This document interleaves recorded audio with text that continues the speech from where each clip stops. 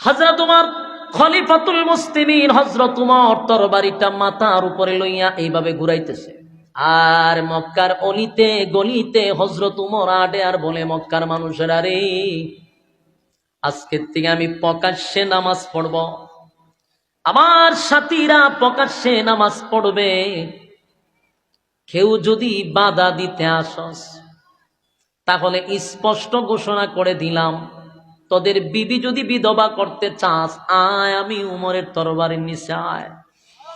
তোদের সন্তানগুলিকে যদি এতিম করতে চাস, আয় আমি উমরের তরবারির নিচে আয়। জুড়ে জুড়ে যখন বক্তব্য দেয়, আবু জাইল আছেন গড়ের ভিতরে, আবু জাইল একটা তরবারি লিয়ে বাইরে যায়, কেডা রে? বাইরিয়া দেখো হযরত উমর, আবার দরজা করে গেছে, গিয়া দরজা লাগাই দিছে, সর্বনাশ।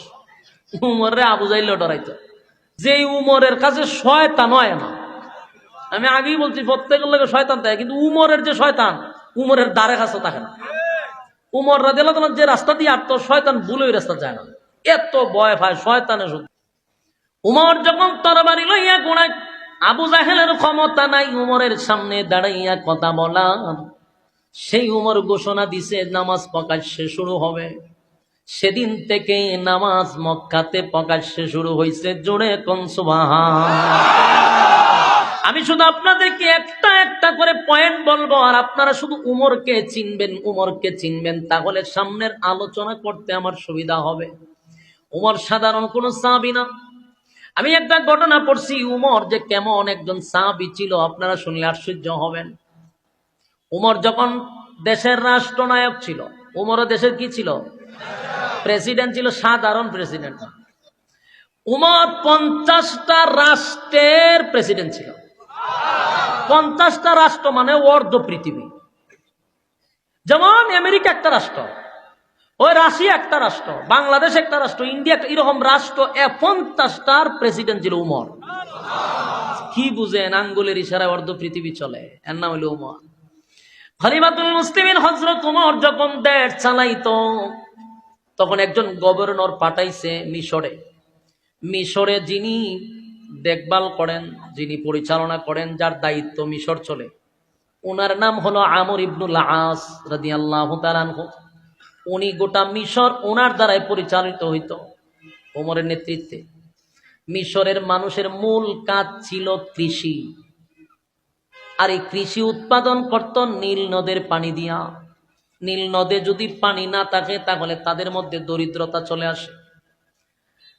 যদি নীল নদে পানি না থাকে তাহলে মিশরের মানুষের মধ্যে দুর্ভিক্ষ দেখা দেয়, তাদের অস্তিত্ব থাকবে না।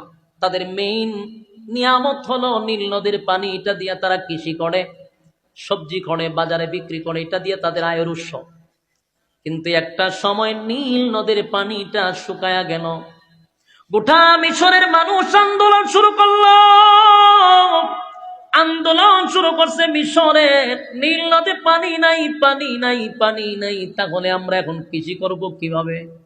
আমরা সবজি করব কিভাবে? আমাদের মধ্যে দুর্ভিক্ষ চলে আসবে। তৎকালীন সময়ের গভর্নর আমর ইবনুল আস রাদিয়াল্লাহু তাআলা আনহু, তখন উনি ছিলেন। দৌড়াইয়া মিশরের মানুষ চতুর্দিকে মানববন্ধনের মতো মানুষ গিয়া ঘেরাও করছে। ওনার অফিস যখন ঘেরাও করছে, আমর ইবনুল আস ঘর থেকে বাহির হইয়া বলেন, কেন তোমরা আমার অফিস চতুর্দিক দিয়া ঘেরাও করছো?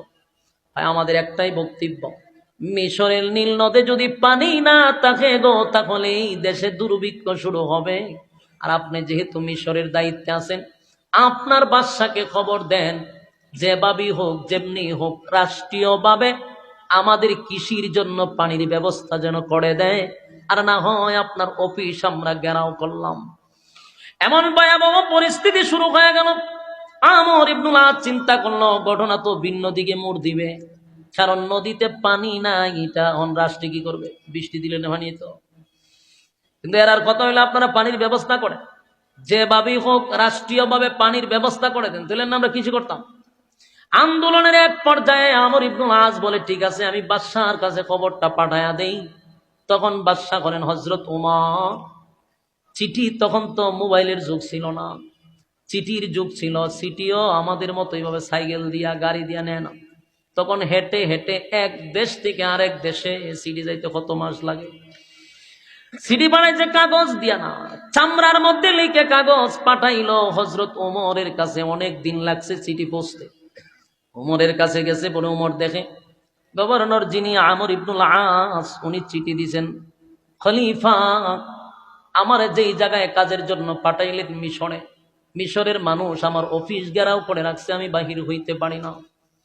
এর এক নাম্বার কারণ হলো মিশরের মানুষের আয়ের উৎস হলো সবজি উৎপাদন করে, তারা কৃষি কাজ করে।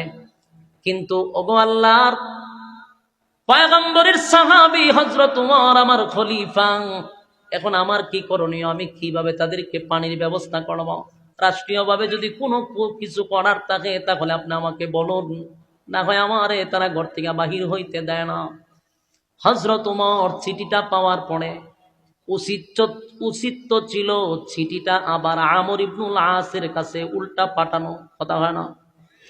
কিন্তু খলিফাতুল মুসলিমিন হযরত ওমর কেমন সাহাবী, আমার যুবক ভাইয়েরা, উমরে চিনা দরকার, উমরের চিঠি রিটার্ন আবার আমর ইবনুল আসের কাছে পাঠান নাই। উনি আবার চামড়ার মধ্যে চিঠি লেখছে কি জানেন?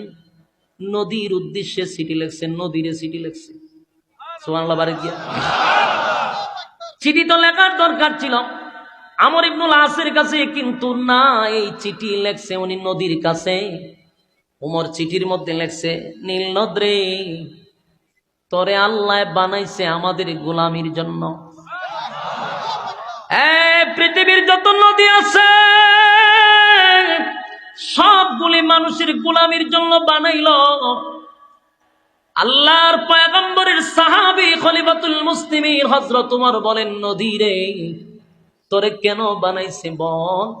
আমাদের গোলামির জন্যই তো বানাইছে। তোর পানি দিয়ে আমরা সবজি করব, কৃষি করব, এই জন্য তোরে বানাইছে। আল্লাহ আমাদের গোলামির জন্য তোরে বানাইছে। তুই যদি আমাদের গোলামি বন্ধ করে দেস, আমি উমর সিদ্ধান্ত নিছি নীল নদী বলতে আর পৃথিবীতে কিছু থাকবে না, আমি সব মাটি দিয়া বরাট করে দিব। আমার যুবক ভাইরা দিলের কান লাগায় শুনে, হযরত ওমর চিঠিটা দিল নদীর কাছে, তাও নীল নদীর কাছে গো। নীল নদরে ধমক দিয়া বলে, এই নীল নদ, তোরে বানাইছে আমার মালিকের গোলামির জন্য, তুই আমাদের গোলামির জন্য তোরে বানাইছে, আমাদের গোলামি করবি, এটা তোর কাজ। তুই যদি বান্দার গোলামি করা বন্ধ করস, বান্দা হইয়া আমি এই নীল নদ চিরতরে বন্ধ করে দিব, পৃথিবীর মানচিত্রে নীল নদ থাকবে না।